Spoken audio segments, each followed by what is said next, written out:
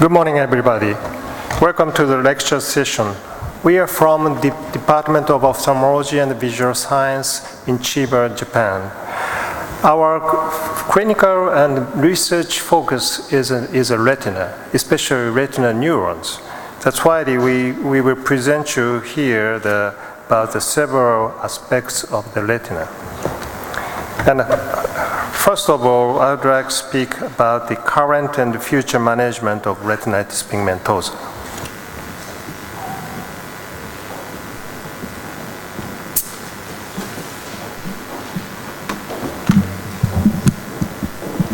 It is well known that retinitis pigmentosa starts from the genetically disorders in rod photoreceptors. That's why the early symptoms are night blindness and visual field. And subsequently, cone photoreceptors are secondary damaged. That's why at the end of the stage, the patient loses central vision. But the progression is usually very slow. You may see the patient with retinitis pigmentosa every year or every two or 3 years. This patient came to me 2 years ago. At that time, the visual acuity was 1.0, and visual free field is really constricted. However, 2 years later, the visual acuity is still 1.0 and no change in the fundus and Goldman perimetry. However, the patient complained his vision is really worsened. But we don't know how much the visual function changed during 2 years. Recently, microperimetry is available in a clinical setting, and this shows a big change in the retina sensitivity. 2 years ago, his patient's mean retinal sensitivity was 10.8 decibel within the central 10 degrees.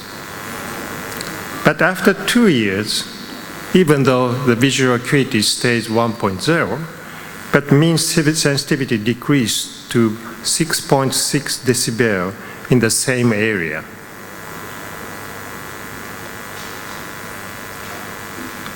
The retinal sensitivity gradually but linearly decreased during the long period of the disease. However, such linear progression cannot be seen in visual acuity. The number of the patient whose visual acuity dropped below 0.0 is relatively small. Most patients keep the visual acuity better than 0.7. So there is no linear progression in the visual acuity. OCT also shows the progression of the changes of the retina. When you take a look at easy ellipsoid zone, the length was 3.9 millimeter 2 years before. However, that is shortened to 3.2 millimeter during 2 years follow-up. The similar thing was observed in a fundus autofluorescence. Generally, the RP patient shows a FAF ring, hyperfluorescent ring around the macula, as you see here. And the area within the hyperfluorescent ring diminished from 2.2 millimeter to 1.4 during 2 years.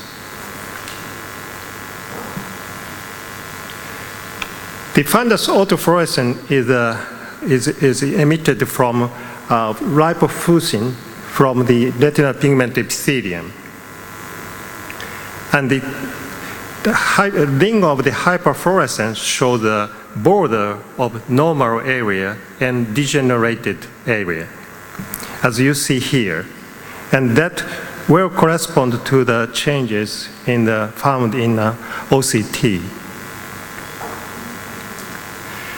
We have followed up in about 300 RP patients in the changes of length of EZ, ellipsoid zone, and area within fundus autofluorescent ring.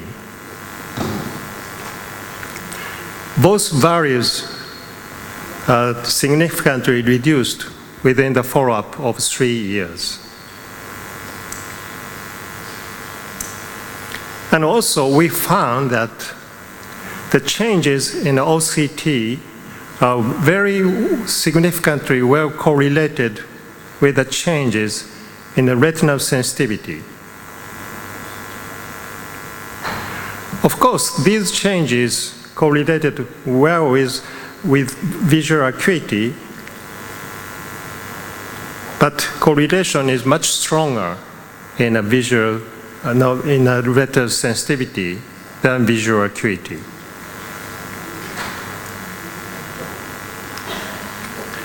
Macular complications are also frequently associated in retinitis pigmentosa, and OCT can provide you how the macula is in the patient. Cystoid macular edema is the most frequent complication. We found these changes in 88% of 600 RP patients. And also you may see epiretinal membrane and vitreomacular traction and macular hole. I think these numbers are much more frequent. These complications are much more frequent than normal population.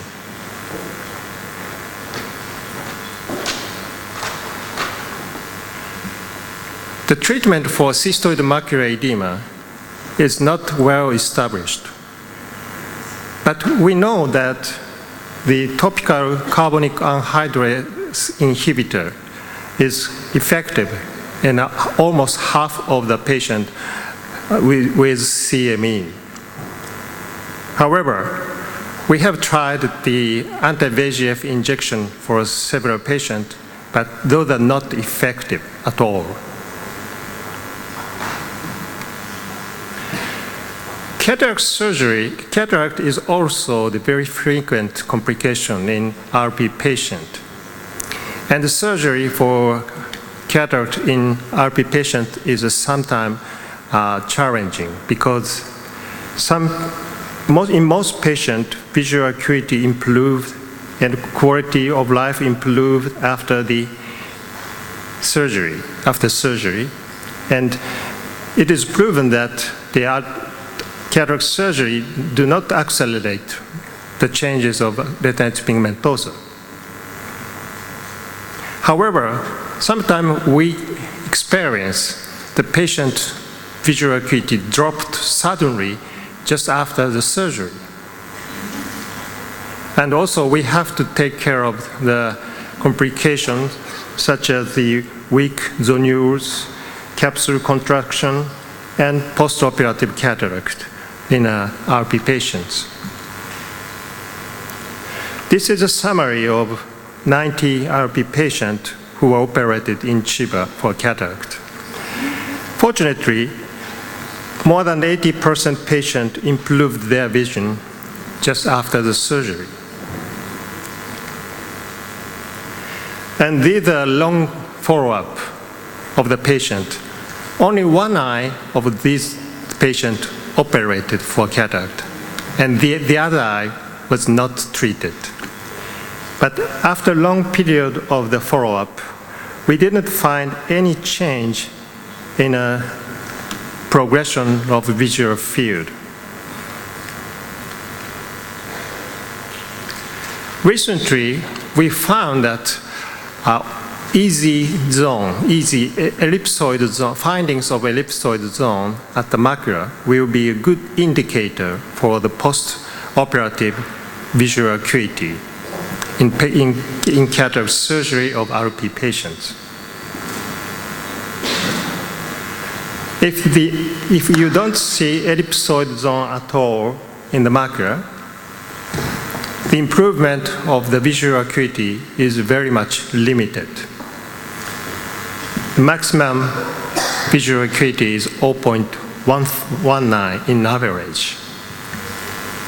However, if you see the ellipsoid zone in the macula, even though that is not continuous, you may expect post-visual acuity as 0.6 in average. And if the ellipsoid zone is completely normal in the macular area, the post-visual acuity could be 1.0. And this is a summary of our study. There is a big difference in the post-operative visual acuity among the status of the easy ellipsoid zone in the macula. Finally, I'd like to talk about the results of our clinical trial for the uniproston eye drop for retinitis pigmentosa.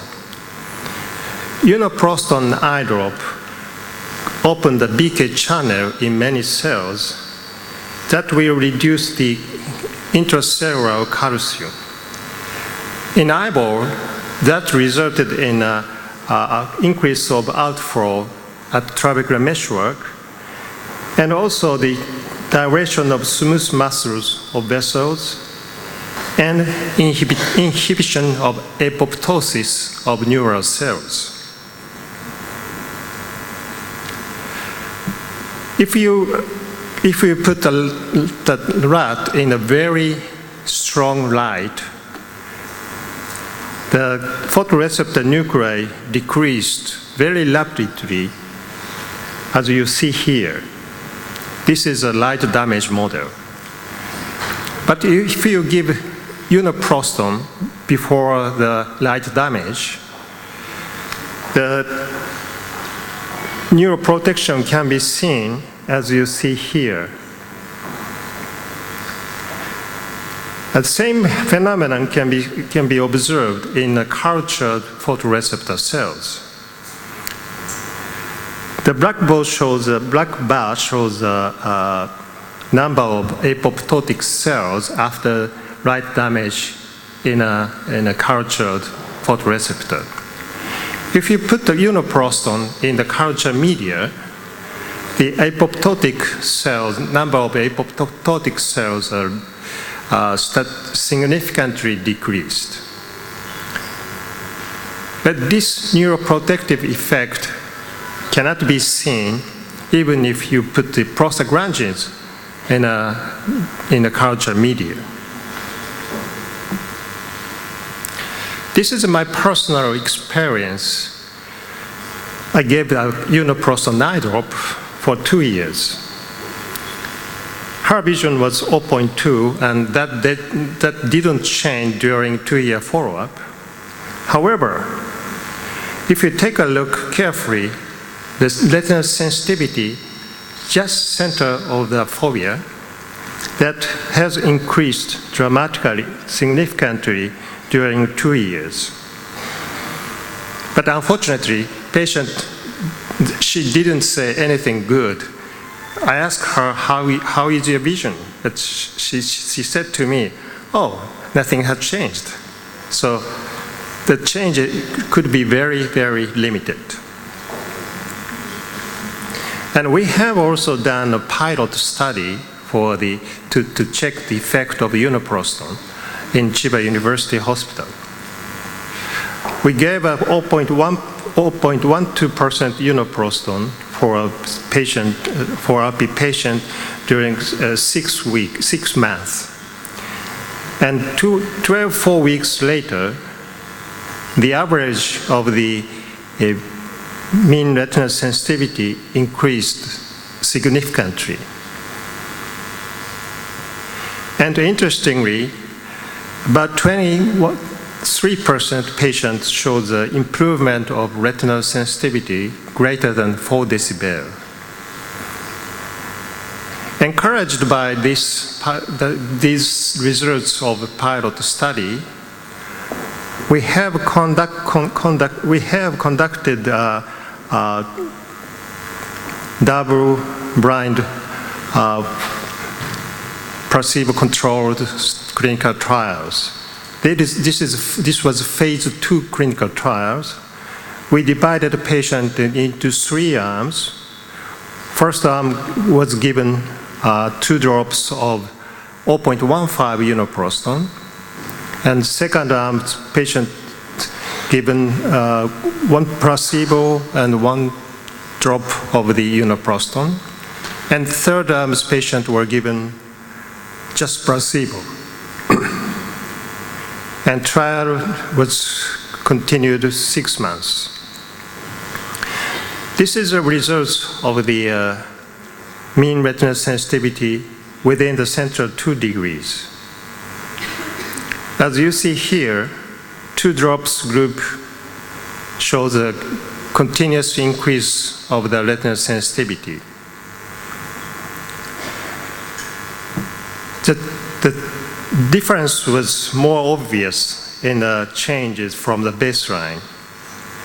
Here you see the only 2 drops group shows a significant increase in the retinal sensitivity. And also Humphrey visual field shows a more obvious and continuous increase of the central retinal sensitivity. Then we moved on to the phase 3 clinical trials. The number of patients were increased to 200 from 100, and trial duration were prolonged to one year. And the patients were divided to 2 arms, high dose, 2 drops of uniproston or 2 drops of placebo. And we set at the primary endpoint at the central retinal sensitivity by Humphrey field analyzer. But unfortunately, the final results were disappointing. As you see here, just 8 weeks or 16 weeks after the start of the study, the uniproston group shows a significant increase of the retinal sensitivity. However, after 1 year, there is no significant difference between 2 groups. We did a sub-analysis. We divide the patient by the baseline values. If the baseline value was smaller than minus 15 decibel, there's also no change between 2 groups. But if the baseline value is greater than minus 15 decibel, there is a significant difference in the retinal sensitivity after 1 year trial. The same thing was observed in vision-related quality of life, so-called VFQ-25. There is no significant difference between placebo and uniproston if the patient baseline value is smaller than minus 15. However, as you see here, there is a statistically significant difference between 2 groups if the baseline value is greater than minus 15. So we can conclude that uniproston eye drop is effective to slow down the progression only in early stage of RP patient. This phase 3 clinical trial resulted in disappointingly, and we cannot get permission from Japanese government. Now we are trying to plan another new trials to obtain approval of the Japanese government. Okay, thank you for your attention.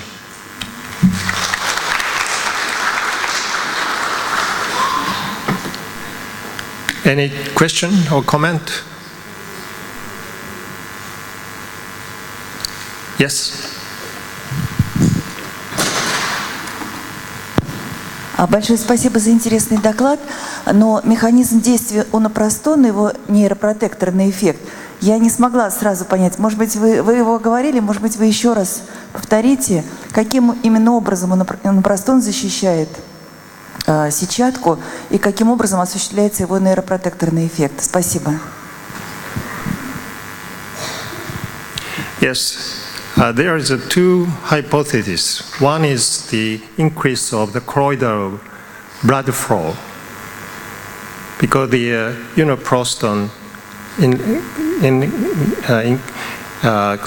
direct the retinal, direct the colloidal vessels. That will result in the increase of the colloidal blood flow. The second one is, as I shown in the previous slides, it has direct effect to inhibit the apoptosis of neural cells. I don't know nobody knows what is the exact mechanism why the uniproston can inhibit the apoptosis. But there are two mechanisms. There must be two mechanisms. Is that okay? Any other question? Okay, let's move on to the Dr. Oshitari.